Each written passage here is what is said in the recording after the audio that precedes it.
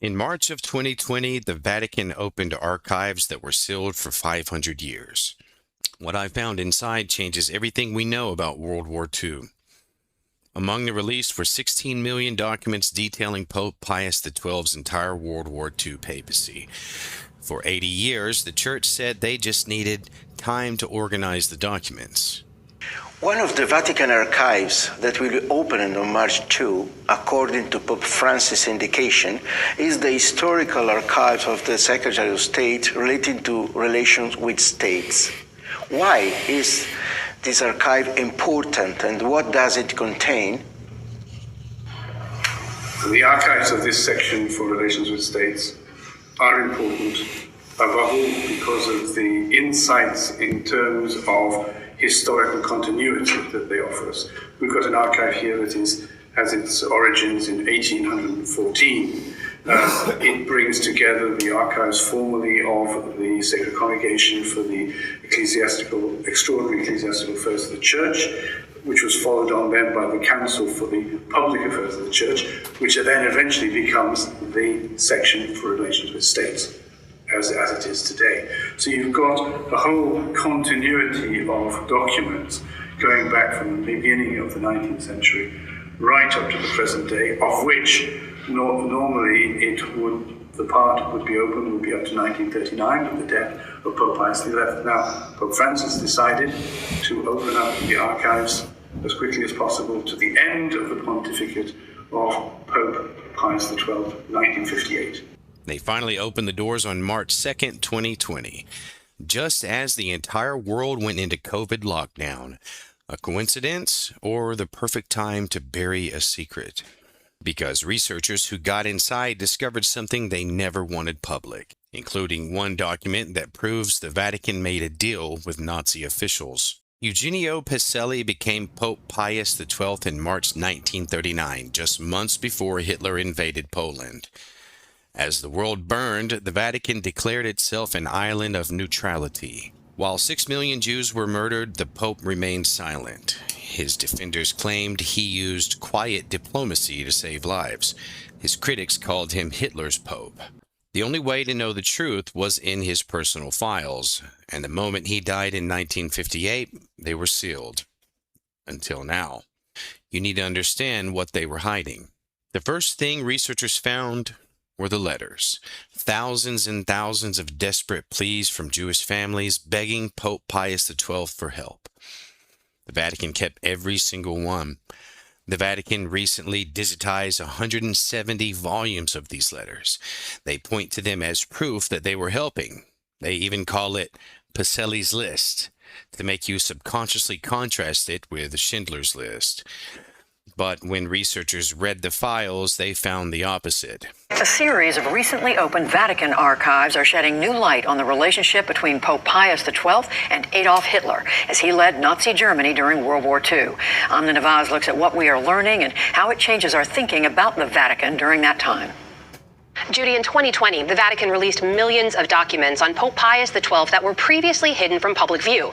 These include transcripts of negotiations between the Pope and Nazis. A new book published today takes a deeper look at these revelations. Historian David Kurtzer is the author of that book. It's called The Pope at War. Has to do with the silence of the Pope during the Holocaust.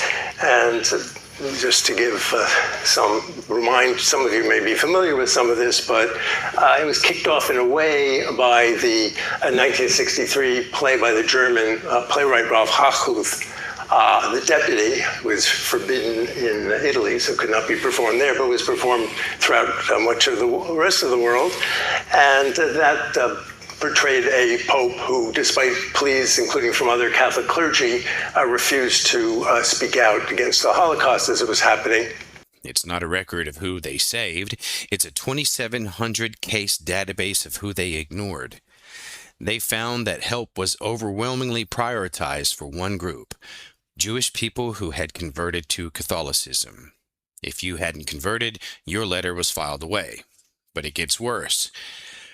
The Vatican wasn't just ignoring the Jews, they were actively negotiating with the Nazis. The old debate was silence versus quiet diplomacy. The new files prove it was neither. It was a deal. As reported by PBS NewsHour, Pulitzer Prize-winning historian David Kurtzer uncovered the proof. Just weeks after Pius XII was coronated, he opened a secret back channel with Adolf Hitler. People said nothing very new, at least some people said nothing very new would come out of these newly open archives, and turns out that's not true at all. And one of my early scoops, and this was a little bit of a problem for me, one of the first, within a few months, what we discovered in the Secretary of State archives, not these archives, but across the courtyard, there's a separate archive in the actual main apostolic building of the Secretary of State of the Vatican. We discovered this series of papers recounting the secret negotiations going on beginning within weeks of Pius XII's election, between the Pope and Hitler's personal emissary. Negotiations that had been kept secret for 80 years. Hitler's secret envoy was a German prince named Philip of Hesse. He shuttled between the two leaders for years. The deal was simple. The Pope would remain silent about Nazi atrocities, and in return, Hitler would protect the Church's power, property, and financial interests in Germany. The Pope's silence wasn't a failure of diplomacy, it was a condition of it. Now, here's what researchers found buried in the files, and why the Vatican tried to keep this sealed for 80 years. By 1942, the Vatican was receiving intelligence from its own sources about massacres and concentration camps. In September 1942, a U.S. diplomat named Myron Taylor arrived. He presented the Vatican with an Allied intelligence report detailing the systematic extermination of Europe's Jews. He asked the Pope one question: "Can you confirm this?" The Vatican, which had its own reports of atrocities, lied. They told the United States government they had no independent information and could not confirm the reports. They chose diplomatic silence to protect their secret back channel with Hitler. So if they hid this for 80 years, what else is in those archives? 16 million documents. Researchers say only about 30% of the files have been digitized. The rest, it's a paper wall. It's effectively still locked away. And some researchers are already reporting that critical files are missing. The Church has a documented pattern of secrecy. A 2023 Swiss study, for example, noted the Church's practice of destroying files related to scandals. So what else is in the Pius XII archives? Documents on Vatican finances during the war? Records of priests who collaborated with the Nazis? What about the other vaults? The files on exorcisms, suppressed miracles, occult investigations, or the Church's secret deals with other dictators? Just weeks after the Vatican lied to the U.S. government, this letter arrived. It's from a German Jesuit priest, Lothar Koenig, who was in the anti-Hitler resistance.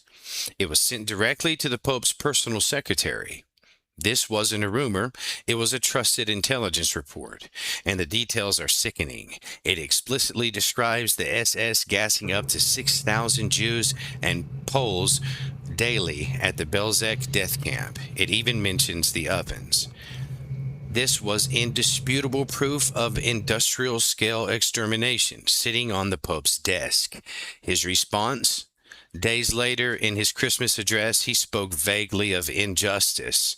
He never said the word Jew, he never said Nazi, and he never said Belzec. The Vatican claims they've opened everything, but researchers say critical files are still missing. Documents about Vatican finances during World War II? Gone. Records of priests accused of collaboration disappeared. It reveals the Church's real motive. This isn't about protecting the legacy of a dead pope, it's about protecting the modern institution. What if those missing files show priests who collaborated with Nazis weren't punished, but were just reassigned? A pattern of secrecy the Church has used for decades to hide other crimes. What are they protecting? Their reputation? Or their bank accounts? 500 years of secrets, 16 million documents, and we have only scratched the surface. The question isn't what they revealed in 2020, it's what they're still hiding. If you want me to investigate what else is in those archives, let me know in the comments. And check out this video where I uncovered another conspiracy that the church tried to bury.